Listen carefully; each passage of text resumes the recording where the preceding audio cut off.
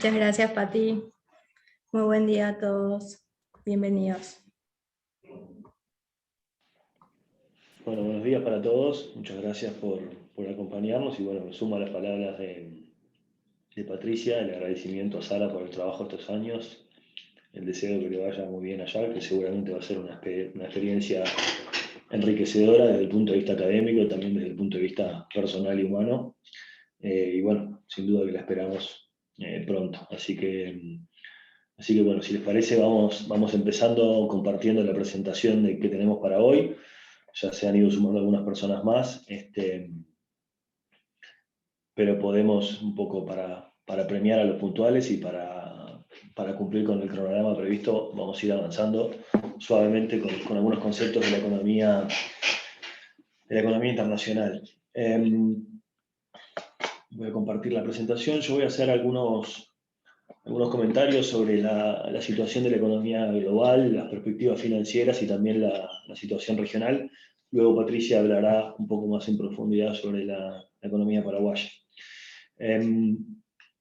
Como comentario general, yo diría que no tenemos grandes innovaciones respecto a lo que vimos en nuestra última reunión de marzo.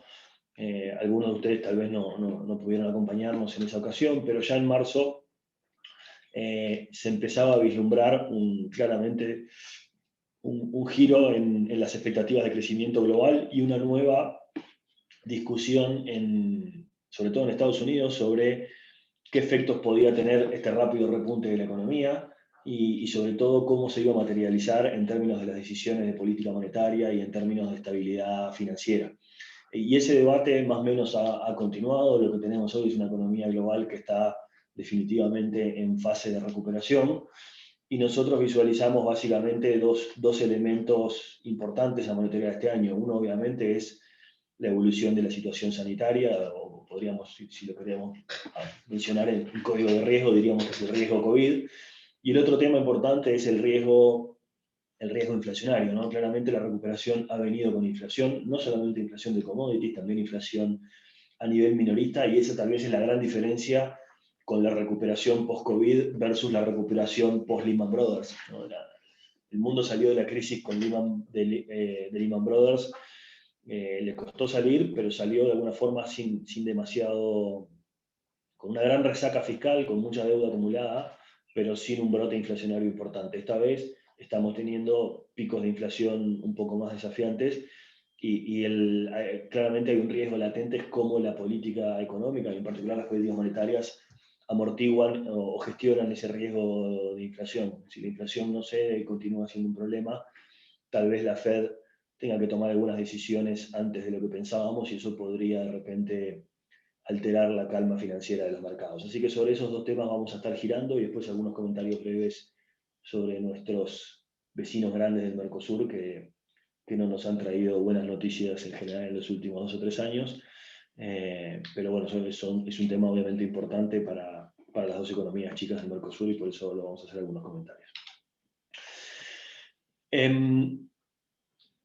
¿Qué está pasando con la economía mundial? Básicamente, como les comentaba al principio, venimos ya hace unos meses en una carrera lanzada de recuperación de la economía mundial, con números de crecimiento importante para este año. El año pasado el PBI mundial cayó 3,2%. Este año se espera un crecimiento de 6%. Esta proyección de crecimiento 2021 no cambió demasiado. Estamos haciendo referencia a las proyecciones del Fondo Monetario, que son las más integrales tal vez. No cambió, las nuevas se publicaron hace pocas semanas, a mediados de julio. No hubo un cambio sustantivo versus las proyecciones anteriores que eran del mes de abril. Sí se corrigió al alza las proyecciones para el 2022. Más allá de lo que, el primer comentario es que los números en términos de actividad global son positivos. Ese número, ese 6%, esconde una simetría muy grande entre países y regiones, ¿no? Ya lo veíamos en marzo también. La recuperación 2021 está claramente asentada en las dos grandes potencias del mundo, China y Estados Unidos. China ya había empezado su recuperación el año pasado. China tuvo una crisis muy corta en el primer trimestre del 2020. Ya en el segundo trimestre estaba en modalidad de crecimiento. y las expectativas de julio en adelante eran buenas para China. A Estados Unidos la crisis le pegó más tarde, primero la negó, no la abordó, y después con el cambio de administración a partir de enero de este año, no porque al mercado le guste más un presidente que al otro, sino porque el cambio de administración vino con nuevas políticas, entre ellas un nuevo paquete fiscal que impulsaba el crecimiento. Ahí Estados Unidos empezó a girar en términos de expectativas y se empezó a afianzar la recuperación 2021. O sea que esta recuperación 2021 está como muy asentada en esos dos grandes polos de crecimiento global, que son casi la mitad del PBI mundial hoy. Y luego también hay muchas economías o muchas regiones que vienen o que venimos más rezagados en general, sobre todo los países emergentes, algunos países de Medio Oriente, Europa en general viene más golpeada por la crisis y con menos capacidad de respuesta, entonces que viene con una salida más rezagada. Más allá de esto, esta asimetría también se vio en la última actualización de proyecciones. El fondo no cambió su proyección de crecimiento global 2021, sigue siendo 6, pero eso esconde una corrección al alza de las economías avanzadas, está mejorando la perspectiva de algunas economías avanzadas, y una corrección a la baja de casi medio punto en el conjunto de economías emergentes, ¿tá? O sea que esa simetría la vemos en las tasas de crecimiento, pero también en la corrección de las proyecciones globales, ¿tá? Como les decía recién en la introducción, nosotros visualizamos dos grandes riesgos para este proceso de recuperación. Uno es, obviamente, el COVID, que es el que nos trajo hasta acá, y el otro es la calibración adecuada del desarme de los estímulos fiscales y monetarios. Sobre el tema COVID, claramente la preocupación acá es la velocidad a la que avanza la variable delta en particular, que es la que está como predominando en general en las últimas semanas, y por el otro lado la velocidad a la que avanzan los programas de vacunación. Acá tenemos un mapa de la base de Our World Data, que es una base muy completa que tiene todos los registros globales, y lo que muestra este mapa es qué porcentaje de la población de cada país tiene esquema de vacunación completo. Por esquema de vacunación completo se entiende las dosis que cada plataforma entiende necesarias. Por ejemplo, en el caso de la vacuna Janssen, de Johnson & Johnson, es solo una dosis. En el caso de Pfizer, AstraZeneca o Sinovac, que es la vacuna que nos dimos en Uruguay y en Chile también, serían dos dosis. O sea que, este mapa muestra claramente que, en definitiva, los puntos fuertes de color oscuro, que son Canadá, Estados Unidos, Europa Occidental, Chile y Uruguay, básicamente, son países que venimos con niveles avanzados de vacunación, y después hay un conjunto amplio de países del mundo, que en general son economías emergentes con menor nivel de ingreso, que vienen bastante rezagados en cobertura del programa de vacunación. Ahora, estos últimos días, afortunadamente, hemos visto en Paraguay y en otras economías emergentes que la intensidad de los casos y los contagios viene bajando, lo cual es una buena noticia, pero de todas formas, ante esta nueva variante Delta que se ha venido desparramando fuertemente, claramente están mejores protegidos los países que tienen plataformas de vacunación más avanzadas, con lo cual creo que el punto de fondo de todo esto es que el riesgo COVID o el riesgo de esta variante es un riesgo que es también asimétrico. Tenemos un 2020 asimétrico, tenemos una recuperación 2021 asimétrica, tenemos una corrección del crecimiento global 2021 asimétrico, y tenemos un riesgo que también es asimétrico, que le podría pegar más en general a los países emergentes o países de renta media y media baja, que son los que vienen en general con mayor atraso en el programa de vacunación. Así que obviamente es crítico para todos los países, es casi obvio lo que voy a decir, pero es crítico avanzar y desplegar lo más rápido posible los programas de vacunación para cubrir este riesgo. Así como creemos que es un riesgo global, no visualizamos que sea un riesgo importante para Estados Unidos, que ya está en una fase más avanzada de recuperación y también en una fase más avanzada del programa de vacunación. Estados Unidos tuvo problemas en la última milla del programa de vacunación, tuvo como un inicio muy rápido cuando tuvimos el cambio de administración, pero no logró, pese a que hay, muchos de ustedes lo saben, tal vez alguno de ustedes viajó y se vacunó en Estados Unidos, pese a que hay disponibilidad absoluta e ilimitada prácticamente de vacunas, no logró tener la cobertura poblacional que, por ejemplo, tuvo Canadá o Chile, ¿no? O sea, que le está costando esa última milla, pero tal vez con el riesgo de contagio más evidente, la campaña vuelva a tener efecto. Pero en cualquier caso, entendemos que no es un riesgo para el proceso de recuperación. El riesgo más grande para Estados Unidos es lo que vamos a ver ahora, que es la recalibración monetaria producto de la inflación. En nuestra reunión de marzo, habíamos hablado de cómo venía fraguándose la recuperación económica en Estados Unidos y en particular de la mano del paquete fiscal que había aprobado la administración Biden, que era un paquete que tenía muchos efectos positivos en términos de amortiguación del ciclo, en términos de equidad, en términos de distribución del ingreso, pero que también encerraba riesgos.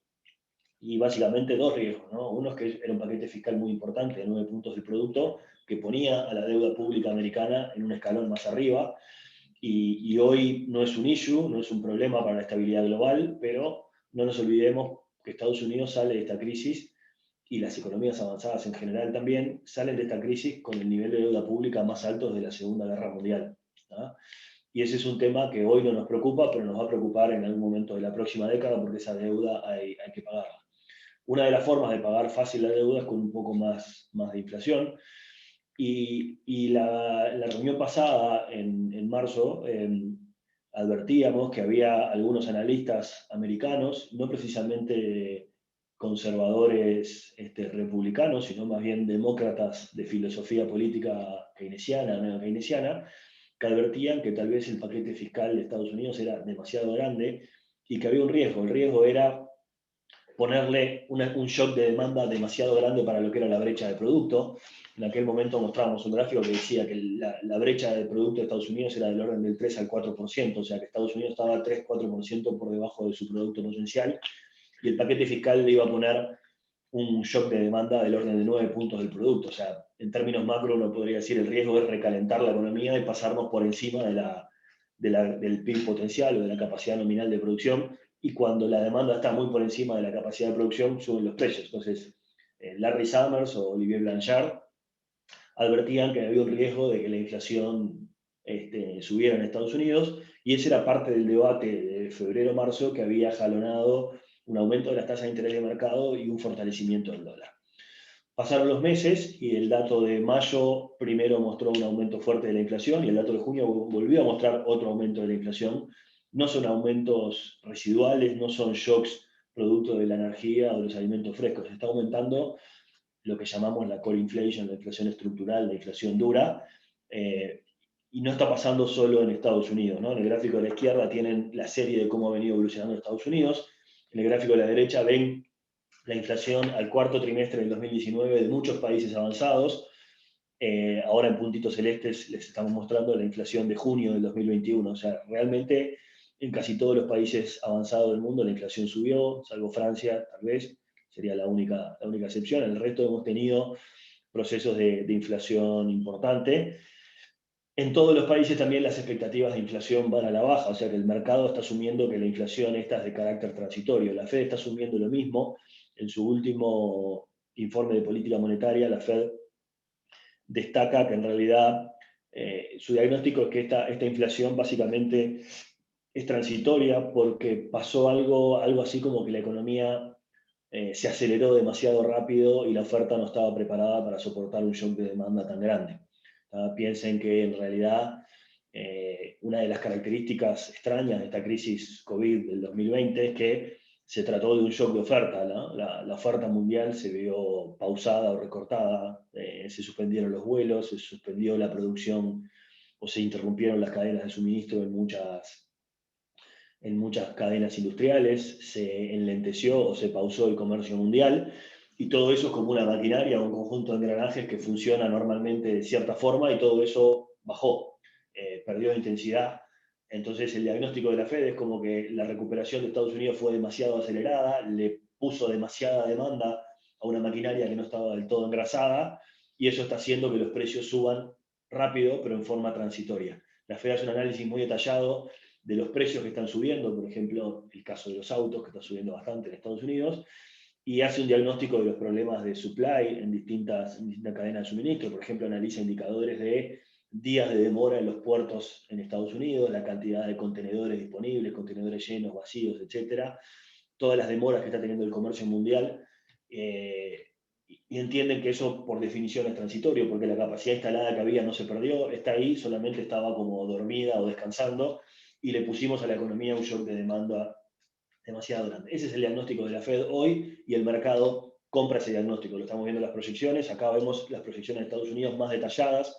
En el gráfico izquierdo vemos las proyecciones trimestrales de inflación que surgen de la encuesta de expectativas de Bloomberg entre analistas y agentes de inversión. Y en el gráfico de la derecha, algo más parecido al mercado por plata, por decirlo de alguna forma más grotesca, son las expectativas. En el gráfico de la derecha lo que tenemos son las expectativas de inflación implícitas en los bonos americanos, calculada como el diferencial entre los bonos nominales y los bonos que están indexados al CPI, o también conocidos como TIPS en Estados Unidos.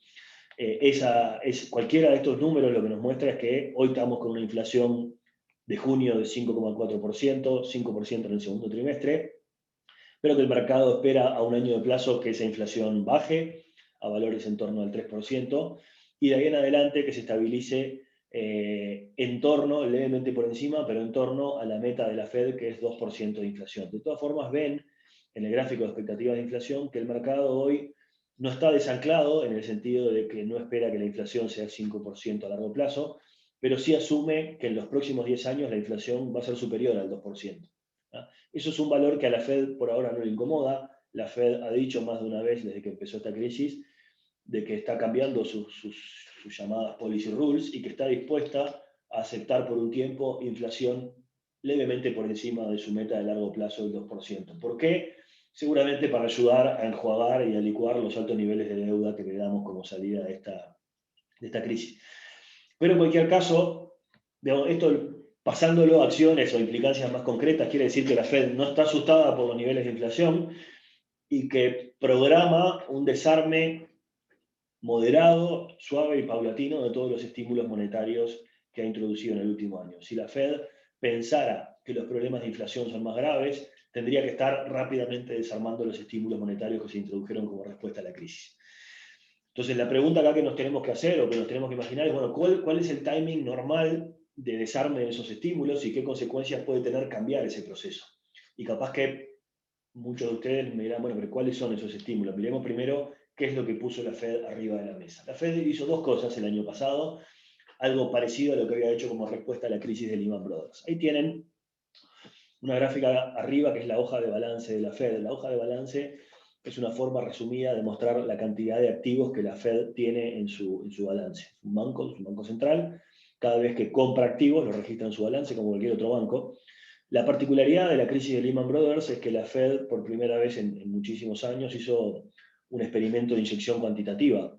Y eso lo hizo comprando bonos del Tesoro y comprando activos tóxicos del mercado bancario, comprando, por ejemplo, bonos que tenían como garantía la prenda de un auto, o bonos que tenían como garantía una casa, una hipoteca subprime para aliviar a los bancos. Entonces, cada vez que la Fed compra un bono, le compra un bono al Tesoro y le da dólares. Cada vez que le compra un activo a un banco, le compra ese papel que está respaldado por una garantía hipotecaria, por lo que sea, y también le da dólares. Entonces, es un mecanismo, digamos, de inyectar dinero en la economía en forma cuantitativa. A cambio, no es que lo inyecta gratis, no es que regala los dólares, a cambio se queda con un activo en su balance, ¿no? Por eso la hoja de balance, que mira el lado activo de la Fed, tiene como contrapartida la inyección de dinero. Y lo que ven en ese gráfico es que la respuesta del 2008 fue una inyección intensa de dinero, pero la respuesta a esta crisis del COVID fue mucho más intensa. Está graficado como porcentaje del PBI. Podemos asumir o resumir de que la Fed inyectó dinero como respuesta a la crisis del COVID casi por 20 puntos del Producto Americano. O sea que es una inyección bien notable. Y además, al mismo tiempo, en el gráfico de abajo, bajó la tasa y la puso en cero. Entonces, ¿cómo se desarma este paquete? Lo normal y lo esperable, y es lo que pasó en 2014, es que primero se empieza a desarmar la inyección cuantitativa. No tiene ningún sentido en una ventanilla estar tirando dólares al mercado y en la otra ventanilla subir las tasas de interés, ¿no? Como medio contrasentido. ¿Qué hizo la Fed en 2014? Primero empezó lo que se llama el proceso del tapering, esto es recoger las inyecciones cuantitativas. Lo anunció en 2013, lo comenzó a ejecutar a fines del 2014 y en 2015, y recién en diciembre del 2015, una vez que lo ven en la gráfica de arriba, la cantidad de inyección venía como reduciéndose paulatinamente, recién ahí empezó a subir las tasas de interés. Y esta vez esperamos una lógica similar en términos de dinámica temporal. ¿Cuál es la expectativa hoy? Bueno, la Fed asume que la inflación es transitoria, que va a poder desarmar esto en forma progresiva.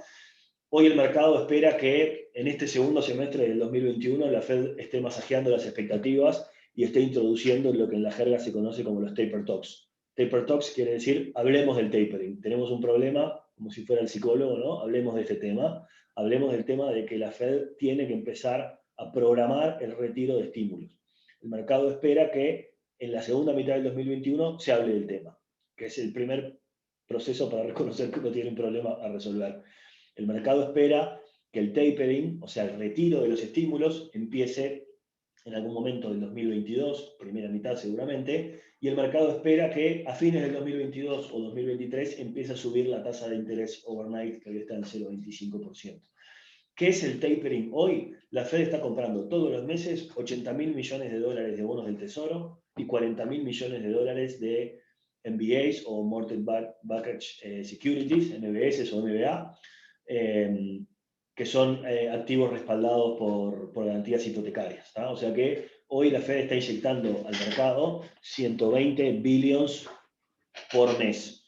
Eso es lo que en algún momento la Fed va a decir, bueno, dejo de comprar o empiezo a comprar paulatinamente menos y en algún momento va a dejar de comprar.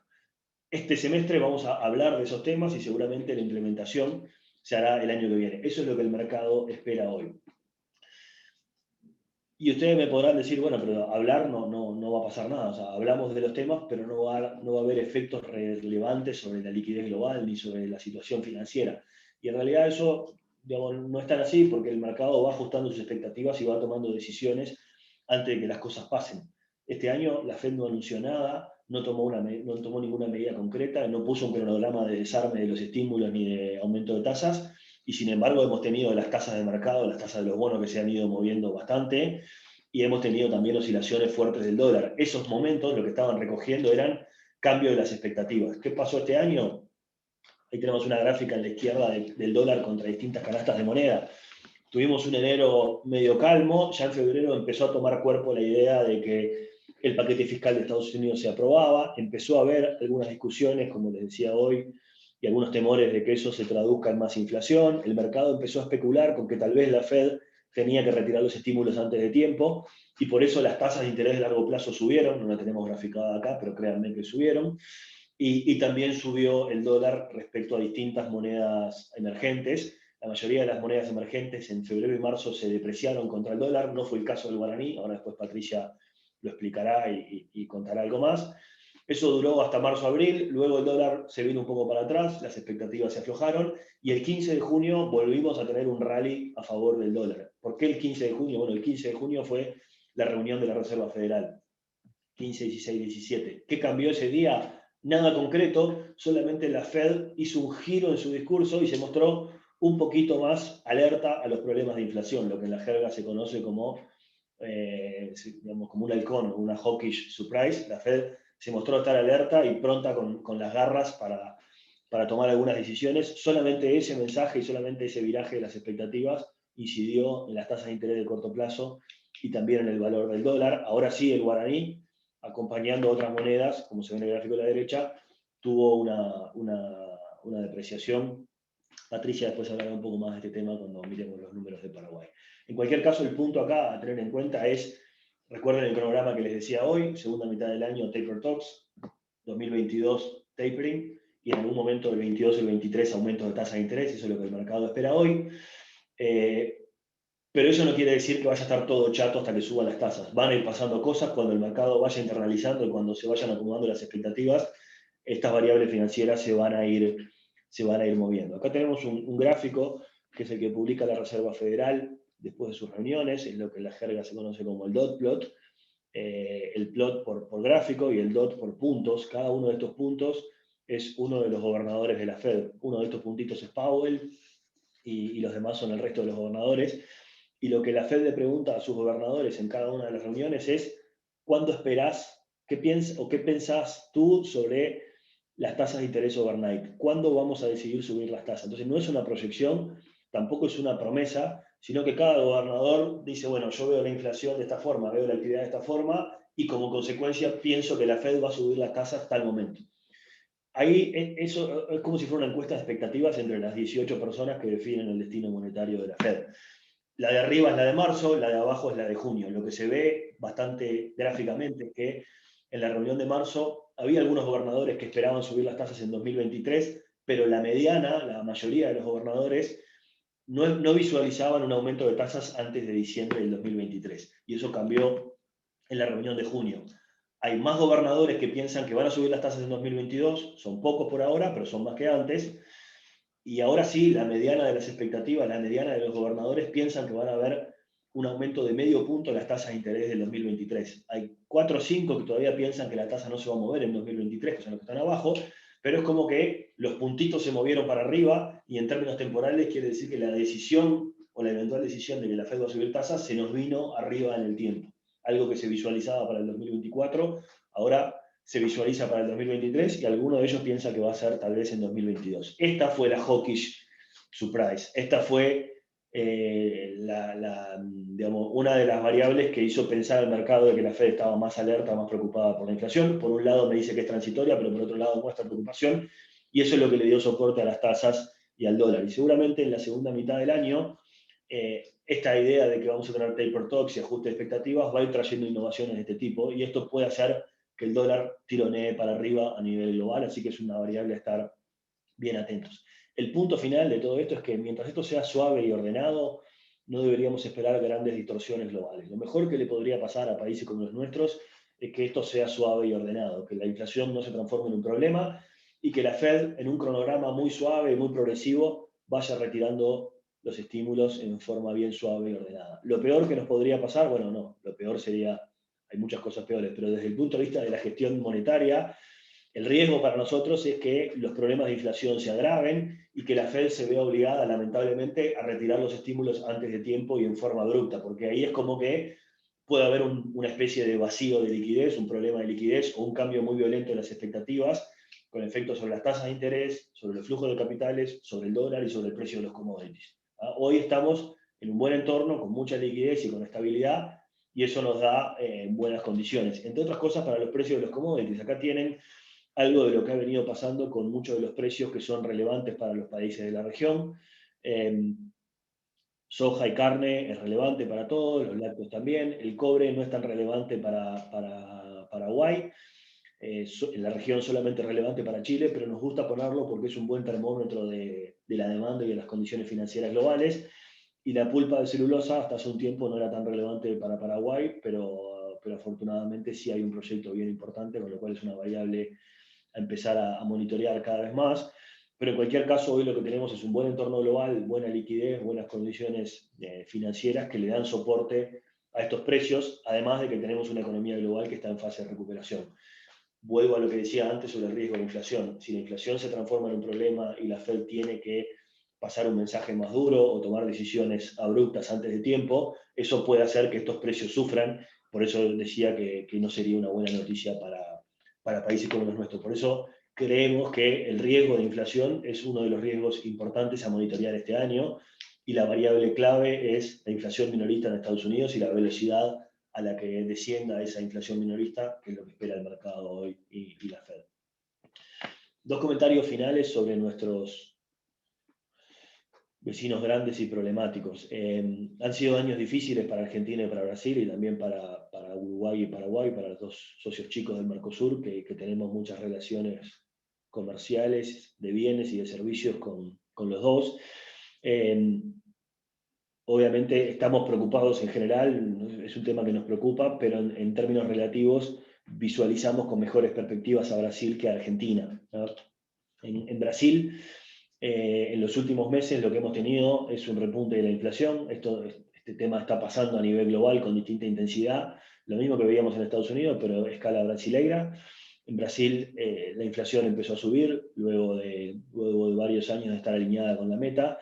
Esto también está de la mano de una recuperación que viene siendo bastante sólida en Brasil y debemos decir mejor de lo que esperábamos. Esta inflación está haciendo que el Banco Central tome decisiones a nivel de política monetaria. Ya hubo 3 aumentos de la tasa Selic importantes. Ayer fue el último aumento de la tasa Selic en Brasil, que hoy está en 5,25%. Como ven en el gráfico, viene como corriendo de atrás a la inflación, pero el mercado espera que siga aumentando la tasa Selic, y eso es una buena noticia en términos monetarios, porque un aumento de la tasa Selic debería ayudar a que el real se fortalezca, a que Brasil se encarezca un poco en dólares, y eso debería ayudar a cerrar la brecha de precios o los problemas de competitividad que tenemos con Brasil, que es un problema que venimos acumulando ya hace varios años. La cuota de incertidumbre tiene que ver obviamente con lo que va a pasar en términos electorales en 2022. Hay elecciones en Brasil, el entorno político en Brasil ha traído mucha innovación en los últimos años, y no esperamos que sea distinto esta vez. Así que es solamente para tener en cuenta que Brasil viene como en buena derivada, y con elecciones el año que viene que pueden traer este ruido y pueden afectar un poco esta derivada que tiene Brasil. En Argentina las cosas vienen un poco menos ordenadas. Argentina no tiene un plan claro, no hay un plan macroeconómico, no hay un programa macroeconómico. Este año hay elecciones de medio término, renovación parcial del Congreso, y obviamente está todo definido en clave electoral, no hay una visión muy de largo plazo. Argentina está aplicando la misma receta que aplicó en 2013 y 2014 y 15, y terminó fracasando con total éxito. Una política, digamos, de represión, de déficit fiscal, de una economía cerrada, represión de precios, controles. No va a terminar bien esto. Hoy ya hay mucha inestabilidad nominal, inflación que sigue alta, subiendo, y el 50%, eso le va a poner inestabilidad nominal al dólar, y seguramente nos imaginamos que Argentina va a seguir teniendo problemas hacia adelante. Este problema de competitividad bilateral que tenemos hoy con Argentina no se va a resolver rápido. Pensamos que sí se puede resolver más rápido con Brasil, pero para Argentina realmente vemos un largo periplo por delante. Los precios de los commodities lo van a ayudar, pero no lo suficiente, creemos, como para salir de este enredo. Así que no esperamos demasiadas noticias buenas de Argentina, y lo deberíamos identificar como eventualmente un riesgo en términos de estabilidad regional y un riesgo de demanda agregada para países como Paraguay, ¿no? Así que por ahí termino mi parte de la presentación y le paso la palabra a Patricia, que va a comentar un poco más de Paraguay, y dejo de compartir. Muchas gracias, Alfonso. De vuelta, buenos días para todos. Les recuerdo de que pueden hacernos llegar sus consultas a través de la sección de preguntas y respuestas del Zoom, que una vez finalizada la presentación, con mucho gusto vamos a estar respondiendo con Alfonso. Vamos a compartir la presentación ya para hacer un poco foco en la economía local. Desde la última vez que nos vimos en la reunión de marzo hemos tenido innovaciones positivas. Las buenas noticias vienen por el lado de que los principales indicadores económicos están mostrando señales alentadoras para la economía paraguaya, y esto también se ve reforzado con esta mejora del escenario sanitario que estamos asistiendo, ¿no? En general eso alienta a mejores perspectivas que ya vamos a mostrarle a nuestras nuevas proyecciones tanto para este año como para el siguiente. Pero adentrándonos ya más en los datos. Primer punto que queremos mostrar es el resultado del primer trimestre del año. Si ya bien un dato un poco viejo, nos muestra o nos da señales bastante alentadoras respecto a la evolución económica que viene asistiendo Paraguay. Esto es muy importante de tener en cuenta. Acá nosotros hacemos una comparación con el promedio del año 2018, porque en realidad Paraguay no solo viene arrastrando toda la crisis COVID del año 2020, sino también viene de un 2019 donde habíamos tenido un shock climático y consecuentemente una contracción en la economía, ¿sí? Los primeros datos del 2021 nos muestran de que la economía paraguaya está creciendo en términos interanuales. La tasa de crecimiento fue del 0,6%. Esto ya nos ubica en niveles por encima al periodo precrisis que le decimos al 2018, y de esta manera nos da señales alentadoras respecto al crecimiento. Si bien también hay que aclarar de que tanto en el 2019 como en el 2020 las tasas de caída no fueron prominentes, fueron relativamente bajas, más si los comparamos con otras economías. No obstante, igual sigue representando un freno para la economía paraguaya que venía de años anteriores con un crecimiento promedio en torno al 4%, así que igualmente es relevante notar un poco la evolución reciente de la economía local. Abriéndola por sector, vemos de que claramente tanto la construcción como la ganadería están apuntalando la recuperación económica. Son los dos sectores que están liderando los resultados en la primera parte del año. Hay que decir que en ambos casos, en ambos sectores, la afectación que han tenido derivada de la pandemia no ha sido importante, es decir, de que todas esas medidas de distanciamiento que habíamos tenido el año pasado habían pegado poco, tanto en la actividad del sector de la construcción como también en la ganadería. Esto ha ayudado a que la evolución sea muy positiva y que se mantenga el dinamismo, inclusive en los primeros 3 meses de este año, apuntalando la recuperación económica. Por otro lado, otros sectores que sí han tenido un impacto más severo respecto a la pandemia, que son los servicios y la industria puntualmente, vemos que acompañan bastante bien el crecimiento promedio de la economía y también ya se están ubicando por encima de los niveles del 2018 con una recuperación gradual luego del fuerte golpe que habían tenido allá en el segundo trimestre del año 2020. En contrapartida, hay dos sectores que están mostrando un dinamismo un poco menos intenso respecto a periodos anteriores, principalmente lo que vemos la agricultura. Son los dos sectores clima dependientes, donde ya estamos viendo que el factor climático está afectando ya el crecimiento de estos sectores. Puntualmente la agricultura, recordemos, viene de un año 2020 muy dinámico que había ayudado a amortiguar bastante bien el golpe de la pandemia. No obstante, en los primeros 3 meses del 2021 absorbe este shock climático que estamos teniendo a través de la sequía, que bueno, ya más adelante lo vamos a ver más en detalle, y tiene un resultado que lo ubica en niveles levemente por debajo del 2018 con un crecimiento también desacelerado. Respecto al sector de electricidad y agua, es un sector que sí ya viene siendo afectado desde hace más tiempo por la situación climática en sí y no logra repuntar. Como pueden ver en el gráfico, los niveles de actividad se ubican muy por debajo a lo que tenía en promedio en el año 2018. Ahora, cuando queremos ver una fotografía más reciente, puntualmente lo que pasó en el segundo trimestre del año, los indicadores adelantados nos señalan de que la economía continuó creciendo. Esto es un dato muy relevante y muy positivo, considerando de que en el segundo trimestre de este año habíamos tenido un empeoramiento de las condiciones sanitarias. Como todos sabemos, entre abril y junio hemos tenido un aumento sustancial de casos COVID y consecuentemente un colapso de nuestro sistema de salud, ¿no? Ahora bien, la economía está reflejando que lo sorteó bien. La tasa de crecimiento, si miramos el promedio móvil a mayo del IMAEP, es del 3%, así que estamos esperando un resultado positivo y también un cambio en la tendencia, que como veíamos también en el PIB desestacionalizado, la tasa de crecimiento venía desacelerándose, no obstante, en el segundo trimestre de este año repunta nuevamente. Y un dato no menor que, bueno, extrayendo a esos sectores que son clima dependientes que hablábamos anteriormente, tanto la agricultura como la producción de energía eléctrica, vemos que la tasa de crecimiento es inclusive mayor, es decir, de que el clima continúa restando dinamismo en el segundo trimestre del año y probablemente sea una condición que se mantenga hasta finales del año.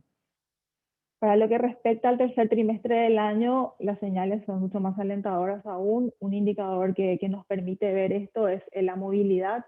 Vemos de que este índice nos muestra de que los niveles se acercan o convergen ya hacia los niveles de normalidad, que es un valor de referencia previo a la pandemia.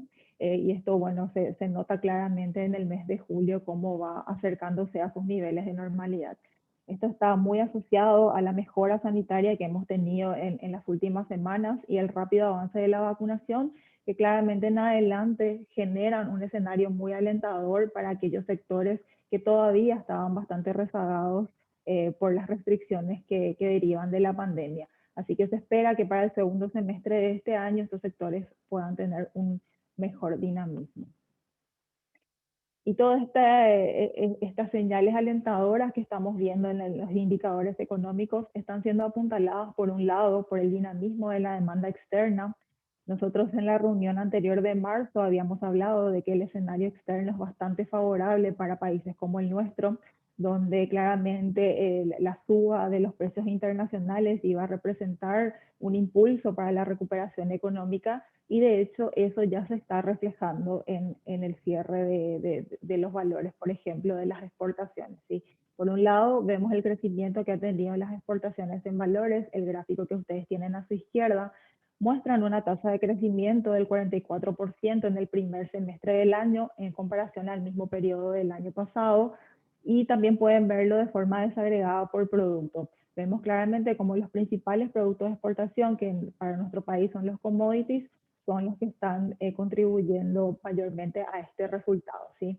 Ahora, cuando vemos en la misma serie, pero en cantidades, es decir, las exportaciones en cantidades, vemos que también está en términos positivos a una tasa menor, pero bueno, sigue siendo positivo. Ahora, a la contribución, al mirarlo por producto, se ve claramente ese efecto precio del cual hablamos, ya que en este caso, por ejemplo, la soja está contribuyendo de forma negativa respecto a las cantidades, pero en valores es el principal producto que contribuye al resultado. Entonces, esa menor producción de soja que hemos visto en la actual campaña sojera se compensa con la suba de precios.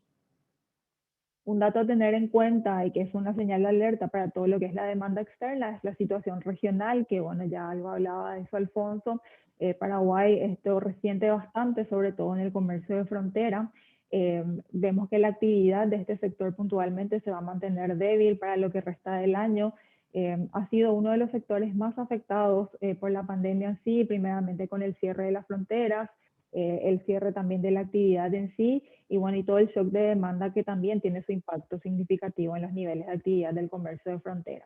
Si bien se ha venido recuperando en los últimos meses, todavía se ubica en niveles muy por debajo de lo que venía acostumbrado el comercio de frontera, y esto está bastante comprometido tanto por el contexto sanitario, que todavía representa cierta incertidumbre, y también por la situación de abaratamiento regional, que de alguna forma también limita la actividad de este sector. Así que por el lado de la demanda externa, estamos siendo apuntalados por todas las exportaciones extrarregionales.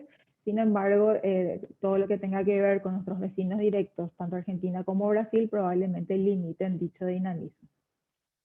Y en lo que respecta a la demanda interna, vemos de que la inversión privada está sosteniendo la demanda interna y compensando un poco esa debilidad que todavía se ve en el consumo privado. Como veíamos al inicio, la formación bruta de capital es la que está explicando la mayor parte del crecimiento en los primeros 3 meses del año, y lo que vemos es que mantiene el dinamismo. Esto se refleja en los indicadores del sector de la construcción. Acá pueden ver ustedes en el gráfico las importaciones, tanto de insumos como de maquinarias que se utilizan para el sector de la construcción, y podemos ver cómo claramente están creciendo a tasas bastante altas de 2 dígitos. También las ventas locales, que es un indicador que lo construye el Banco Central, ventas locales de materiales de construcción, también muestran el mismo comportamiento, con una tasa de crecimiento del 40% en lo que va del segundo trimestre de este año. Esto, como decíamos, compensa de alguna forma esa debilidad que todavía muestra el consumo privado, y era algo que se esperaba, ¿no? Un indicador que nos refleja bastante bien esa situación es el índice de confianza del consumidor, que todavía al mes de junio se ubica en una zona pesimista, menor a los 50 puntos, y no repunta desde allí, ¿sí? Esto a su vez se refleja en las ventas de los bienes no esenciales, que son aquellos rubros que todavía permanecen muy rezagados desde la pandemia y que han absorbido la mayor parte del impacto negativo del shock de demanda sobre la economía, ¿sí? Por un lado, acá exponemos las ventas de vehículos, que como pueden ver todavía están 17% por debajo del promedio del 2018, tomando un promedio de referencia. Las ventas de combustible también lo están haciendo a un 8%, prendas de vestir un 3% por debajo del promedio de ese año, y electrodomésticos también un 2%. Todas estas recuperándose, pero muy gradualmente y todavía en términos negativos respecto a un periodo pre-pandemia. Y con el avance de la vacunación vemos de que el riesgo sanitario se disipa, pero igualmente no desaparece.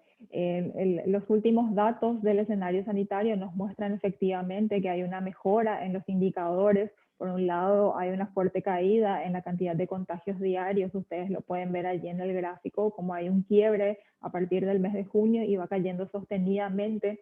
Eso se ve reforzado también por un avance bastante acelerado en el proceso de inmunización que hemos tenido en las últimas semanas, donde ya hemos llegado a un 30% de la población con una dosis.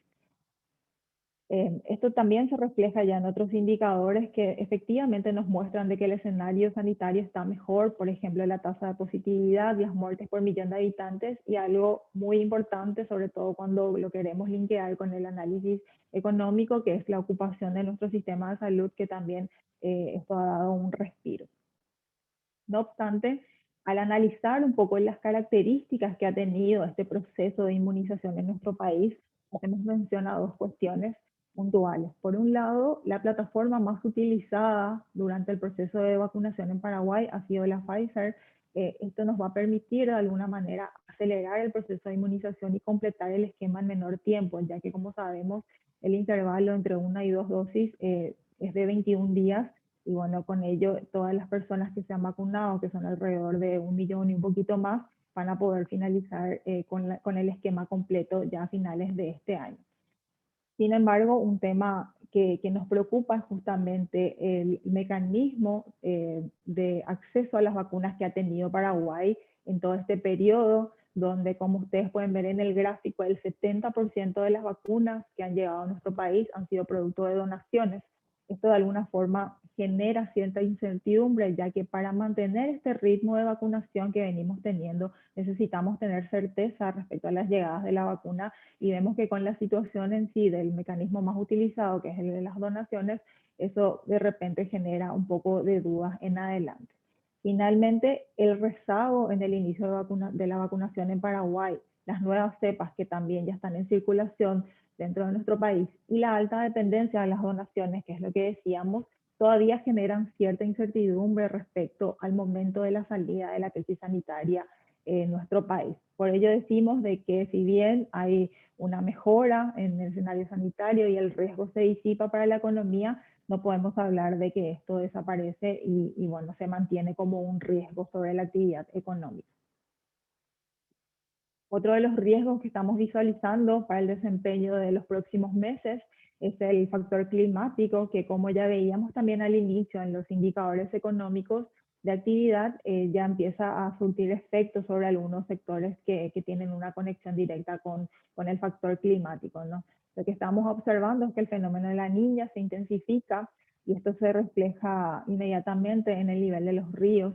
Para Paraguay esto es un factor muy relevante, ¿no? El nivel de ríos actualmente se encuentra en mínimos históricos, y esto tiene un impacto directo en el comercio exterior, ya que bueno, la principal vía de salida y de entrada de nuestros productos es la vía fluvial.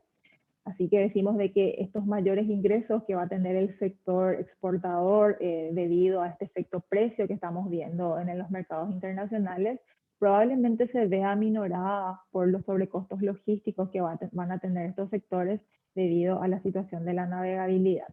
También un dato a tener en cuenta en adelante es que estos sobrecostos logísticos también se pueden trasladar a la inflación en los próximos meses. Por otro lado, también la situación climática representa una amenaza para la próxima campaña agrícola. Esto también es muy relevante para Paraguay por el peso que tiene este sector en la economía y el efecto derrame que tiene en otros sectores asociados. Las condiciones del suelo probablemente no sean aptas para la próxima siembra de la soja puntualmente, que es la que más nos preocupa, y esto puede llevar a un retraso en todo el calendario en sí del cultivo, así como también en la evolución futura. Y por último, también un sector que absorbe mucho y que de hecho ya lo viene resintiendo de años anteriores. Desde el año 2018, la producción de energía eléctrica viene cayendo consecutivamente sin poder revertir, y probablemente lo que resta del 2021 tampoco lo haga, así que este sector probablemente finalice el año 2021 nuevamente en términos negativos. La producción de energía eléctrica está directamente relacionado con el caudal hídrico del río Paraná, y bueno, y como decíamos, ya viene asistiendo desde hace varios trimestres con caídas consecutivas en la producción.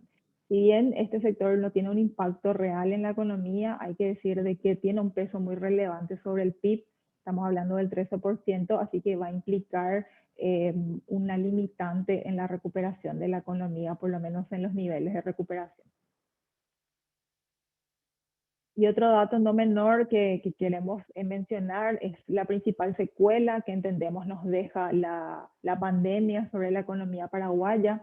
En términos de empleo, estamos viendo de que hay todavía cierta debilidad en la creación del empleo y eso se ve claramente en los datos del primer trimestre del 2021.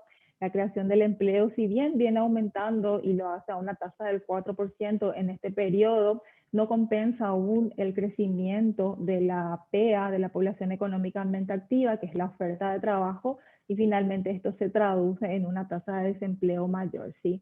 Si miramos la tasa de desempleo del primer trimestre del año, vemos que esta fue del 8,1, es la más alta, por lo menos desde el año 2017 que tenemos series comparables. Y si miramos un poco más en detalle cómo viene siendo la creación del empleo, vemos cómo efectivamente la categoría del trabajador por cuenta propia es la que está explicando este crecimiento débil aún del empleo, ¿sí? Vemos de que al primer trimestre de este año la tasa de crecimiento de esta categoría ha sido del 13% frente a un crecimiento del 1,3% del empleado privado en sí. Y esto tiene dos implicancias sobre la estructura en sí del mercado laboral. Por un lado, inyecta mayor informalidad, ya que la categoría del cuentapropista es la categoría que tiene la tasa de informalidad más alta en el empleo. Y por otro lado, también si miramos por el lado de los ingresos, vemos de que la categoría de los cuentapropistas es el que tiene el ingreso promedio más bajo respecto a las demás categorías. Entonces, finalmente, esta conjunción de factores hacen de que el mercado laboral se vuelva más vulnerable ante shocks y también puede implicar alguna limitante para la recuperación del consumo adelante, sobre todo viendo el factor de los ingresos promedios. Bueno, y viendo un poco el escenario de la evolución reciente de la economía, de lo que nos vienen mostrando los indicadores adelantados y de los riesgos que todavía permanecen sobre la actividad, les presentamos nuestras proyecciones. Hemos tenido una corrección al alza respecto a nuestra última publicación de marzo. La tasa de crecimiento esperada para el año 2021 es de un 4,5. Básicamente nuestros modelos de proyección están absorbiendo, por un lado, ese mejor desempeño al esperado del primer trimestre del año y automáticamente ya genera un dato más alentador para el cierre de este año.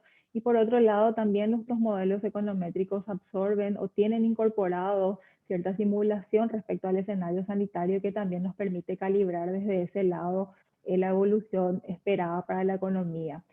Con estas innovaciones positivas que hemos tenido desde marzo, que tienen que ver con el escenario sanitario, la mejor evolución de la economía y también las inversiones que parecen van a seguir impulsando la recuperación, tenemos una tasa más alentadora para el cierre del año 2021.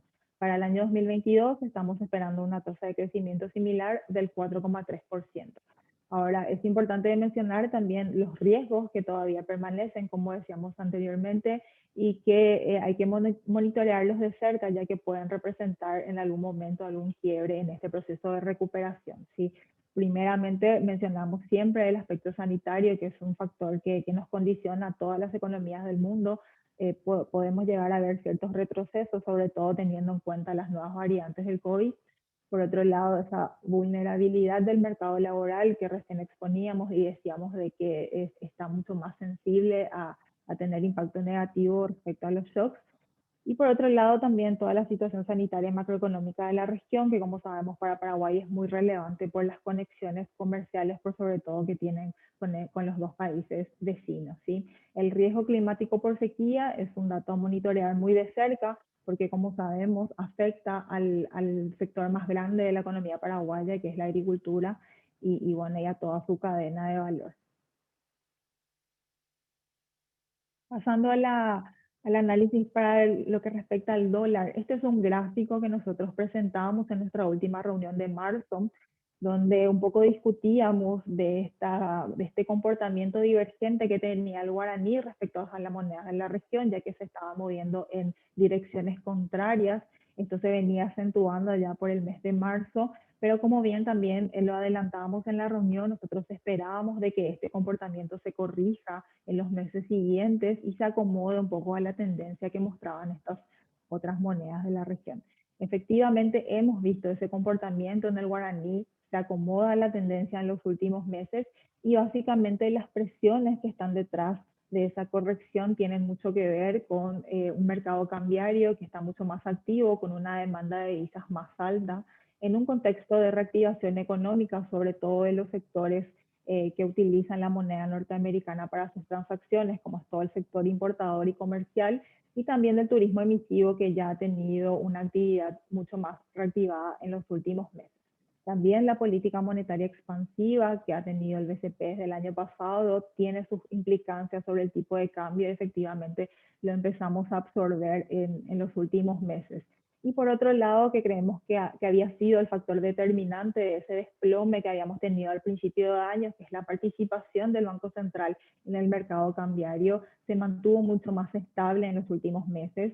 Allá por el mes de abril, cuando el tipo de cambio empieza a corregir su tendencia, lo que veíamos con el BCP es que había reducido a cero sus ventas de dólares en el sistema financiero y luego retorna gradualmente a intervenir, pero ya de manera mucho más constante y predecible para los agentes económicos, y esto de alguna manera en un contexto ya de un mercado cambiario mucho más activo, finalmente determinó esta tendencia de la moneda local frente al dólar. Y a pesar de esta corrección que hemos tenido, igualmente Paraguay se mantiene caro en dólares respecto a sus principales vecinos, Argentina y Brasil en este caso. Todavía el desvío en el tipo de cambio real bilateral con estos países sigue siendo significativo. No obstante, entendemos también de que esos problemas se concentran en factores macroeconómicos de estos países y no tanto de nuestro país. Como pueden ver allí, la competitividad global, si comparamos con el tipo de cambio real bilateral con Estados Unidos, está muy cercano a su equilibrio, así que eso es muy relevante de tener en cuenta. Y un tema que está generando un poco de preocupación es el repunte reciente que estamos viendo en los precios. El IPC está mostrando un comportamiento alcista bastante pronunciado en los últimos meses. Si miramos la inflación interanual de julio, estamos en 5,2. Esto está muy por encima de la meta, cercano al rango superior de la meta. Para Paraguay esto es bastante alto si miramos el comportamiento de la inflación en los últimos años. Y si bien tiene un efecto rebote, también hay que decir de que en la variación mensual estamos viendo tasas bastante altas de la inflación.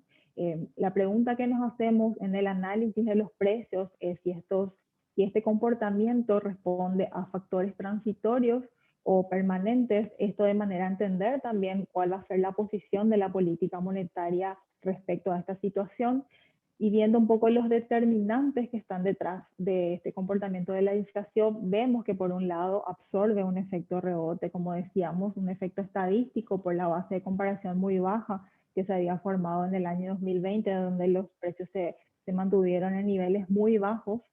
Por otro lado, hay una absorción de toda la suba de los precios de los commodities que se transmite también a la economía local, principalmente del petróleo, que como sabemos hemos tenido las subas correspondientes de los combustibles debido a esta situación.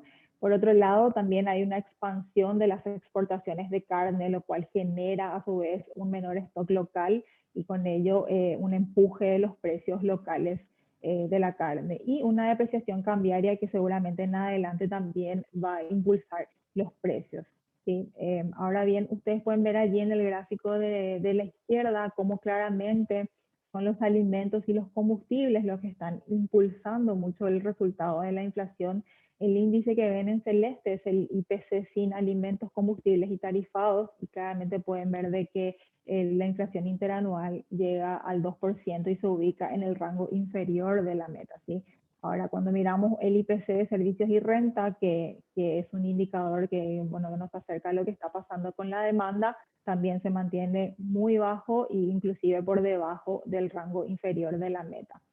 Entonces, finalmente vemos de que esta aceleración reciente que estamos viendo en los precios responde mayormente a factores transitorios y externos, ¿sí? Cuando hablamos de los precios de los commodities. No obstante, esto no deja de ser preocupante para justamente la acción de la política monetaria, ya que el contexto actual de recuperación económica puede llegar a representar el inicio de una suba sistemática de precios que se transmita a otros productos de forma local y con ello un posible desanclaje de las expectativas económicas. Entonces, si bien probablemente estén concentrados en efectos transitorios, no deja de ser preocupante para las proyecciones en adelante de la inflación y consecuentemente la acción de la política monetaria. Viendo un poco toda esta situación, ya se avisora un giro monetario para los próximos meses, seguramente en el corto plazo ya vamos a tener novedades. De hecho, que el BCP en su último informe de política monetaria hace mención a que estas mejores perspectivas económicas y el reciente repunte de la inflación podrían eventualmente representar cierto riesgo y sobre todo teniendo en cuenta que la política monetaria actúa con cierto rezago, probablemente el retiro de los estímulos empiece en el menor tiempo posible. Así que es una situación muy esperable para los próximos meses. Y pasando un poco a las proyecciones de la inflación, diciendo un poco, planteando todo el panorama reciente del repunte de los precios, nosotros ubicamos la inflación del año 2021 por encima de la meta del Banco Central, absorbiendo un poco todos estos fuertes repuntes que estamos viendo en los precios de los commodities principalmente y que se van a absorber en el año 2021, impulsando bastante el resultado de la inflación. No obstante, para el año que viene, ya en un contexto de normalización de la política monetaria y sin fuertes presiones de los precios internacionales, entendemos de que la inflación se acomodaría cercana a la meta de vuelta en el año 2022. En el caso de que el Banco Central empiece de vuelta a subir las tasas, eso probablemente se transmita también a través del canal del tipo de cambio, que de alguna manera va a ayudar a suavizar esta suba de precios que estamos asistiendo actualmente y con ello nuevamente converger hacia los niveles de meta el año que viene. En el plano fiscal, vimos de que la evolución reciente de las cuentas fiscales se han movido conforme a lo esperado e inclusive mejor. El déficit fiscal en 12 meses está muy cercano a la meta del año 2021. Como ustedes recordarán, el presupuesto general de la Nación para este año establece un déficit meta del 4% dentro de un plan de convergencia fiscal al equilibrio del 1,5 en 4 años. ¿sí? Estamos muy cercanos a ese resultado y básicamente eso responde, por un lado, a una mejora en los ingresos totales que vienen creciendo respecto al año 2020, donde se habían, como sabemos, habían quedado muy abajo. Hay que mencionar también de que comparando los niveles de ingreso de este año respecto al 2019, también muestra una tasa positiva, es decir, que estamos viendo un poco más de efecto de rebote en la situación en sí de los ingresos y eso también podría estar asociado a los primeros efectos que ha tenido la reforma tributaria en nuestro país este año. Por el lado de los gastos también se está moviendo en la dirección que se esperaba, se están achicando respecto al año 2020. Tenemos una caída de los gastos, no obstante cuando lo comparamos con los niveles del 2019 todavía estamos por encima, es decir, que todo ese paquete de gastos transitorios por pandemia todavía no se ha desinflado por completo y eso de alguna forma también podría representar algún tipo de riesgo en adelante si es que no se toman las medidas a tiempo. La inversión claramente se posiciona como la variable de ajuste, era algo también esperado, nosotros lo habíamos mencionado en la reunión anterior, claramente las inversiones están siendo ajustadas un 20% respecto al año 2020, pero al compararlo con el año 2019 y con lo que históricamente Paraguay venía invirtiendo, todavía permanecen niveles altos. Estamos hablando de una tasa de variación del 20% respecto al 2019, con lo cual, bueno, esto nos confirma de que los niveles de inversión continúan altos para lo que Paraguay estaba acostumbrado. Finalmente, toda esta mejora del resultado fiscal viene siendo explicada, por un lado, por el repunte de los ingresos, como decíamos, el reacomodo parcial de los gastos y el ajuste de la inversión, que era algo esperado. Y con toda esta situación de mejora fiscal, reflota de vuelta la discusión que bueno, siempre está sobre la mesa de que si la transición al equilibrio fiscal puede llegar a darse en menor tiempo de a 4 años, que es lo que planteaba haciendo en su plan de convergencia, ¿sí? Este plan de convergencia fue armado con una posición bastante moderada respecto al recorte de los gastos, como para no tampoco implicar efectos nocivos sobre la recuperación económica, pero estamos viendo que en este primer año del plan de convergencia los resultados están siendo muy alentadores, ¿sí? Sobre todo en lo que respecta a los ingresos están presentando un desempeño mejor a lo esperado y de alguna manera otorga cierto margen para que esta convergencia pueda darse en menor tiempo.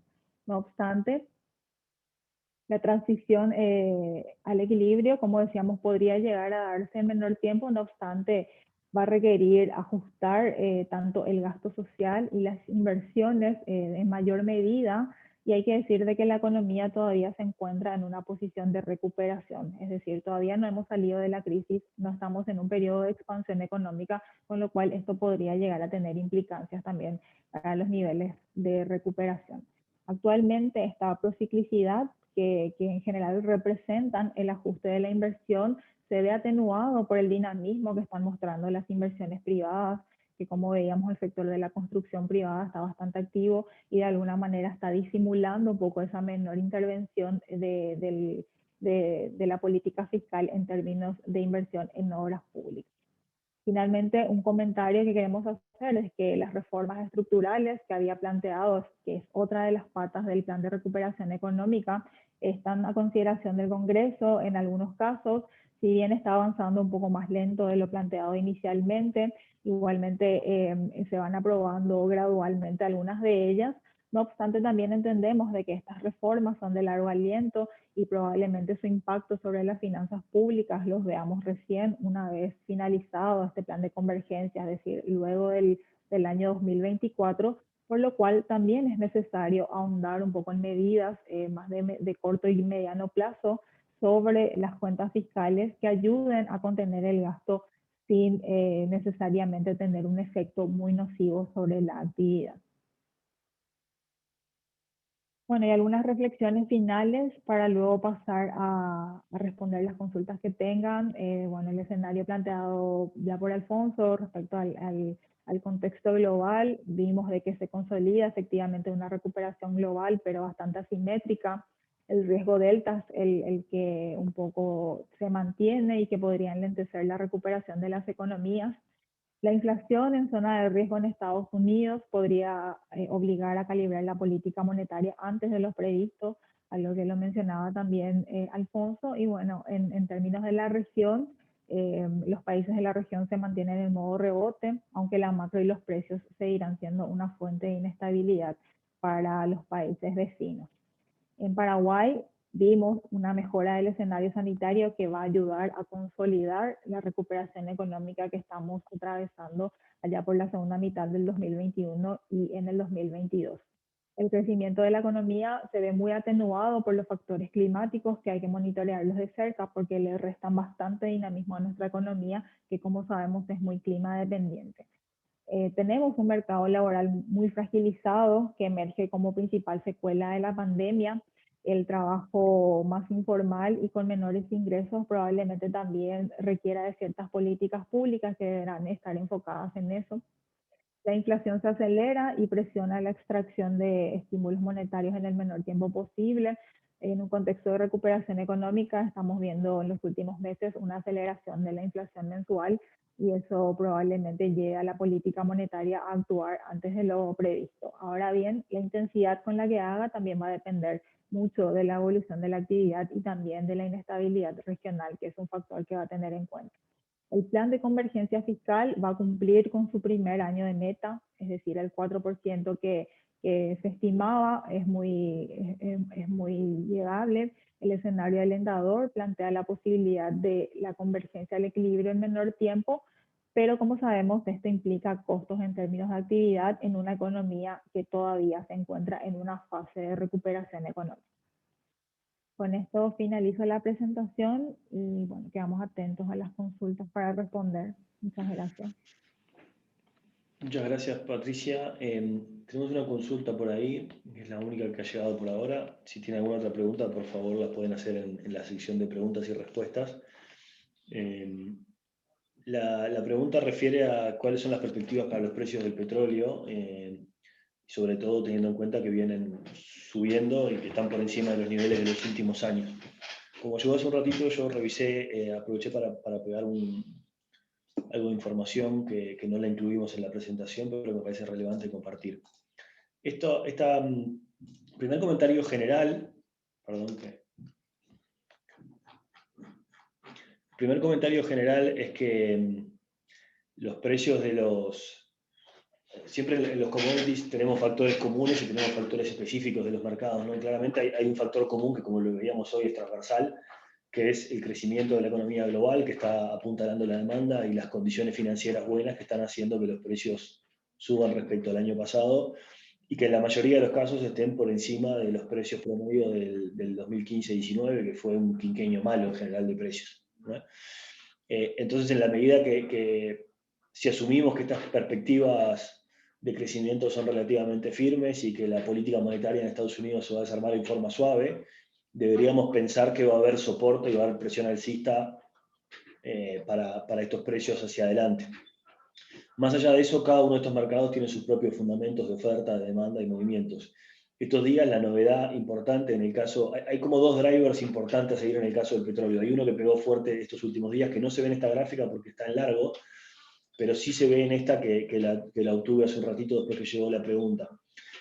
Estos días la OPEP decidió aumentar su capacidad de producción, no, la capacidad ya estaba dada, pero sí aumentar el ritmo de producción de petróleo, o sea, la oferta, para tratar de acompañar un poco la demanda. Eso fue anunciado esta semana, y como ven ahí en el gráfico, eso le pegó duro al precio del petróleo en estos últimos días. Para países como los nuestros sería deseable que baje más todavía, pero después de varios meses donde el precio venía firme y afirmándose, en lo que va de agosto cayó $6, $7 el precio del petróleo. Así que hay que ver cómo termina cuajando esta nueva decisión de la OPEP. Ustedes saben bien que siempre la OPEP tiene decisiones que anuncia, pero después los países toman decisiones en forma relativamente descoordinada. Hay una junta que coordina y anuncia, pero después los países pueden cumplir o no los compromisos asumidos.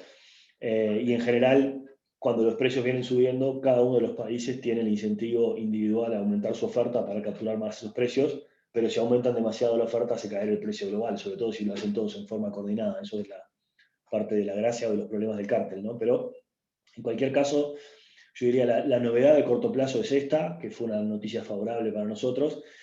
La otra discusión un poco más estructural es cuán rápido va a ser la convergencia de la matriz energética global, sobre todo dado el giro que está tratando de poner Estados Unidos arriba de la mesa hacia esos el Green Plan o el Green Economy de la administración Biden, que obviamente va a traer como consecuencia un montón esperamos, un montón de inversiones en tecnologías verdes.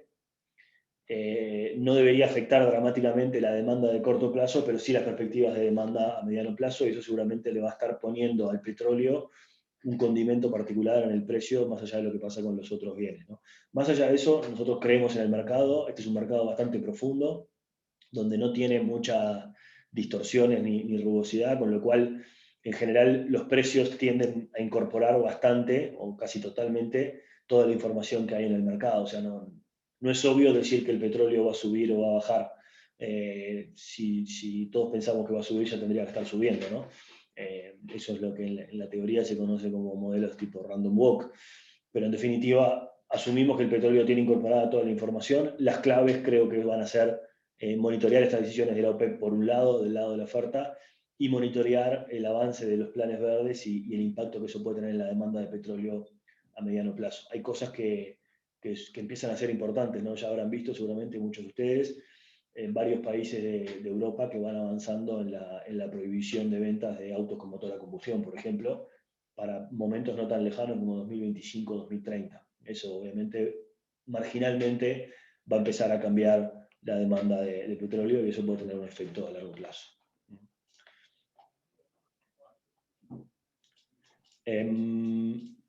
Pati, esta te la dejo para ti. Hay una pregunta: ¿cuál es la estimación o el supuesto concreto de tipo de cambio para primer semestre del 22 y segundo semestre del 22?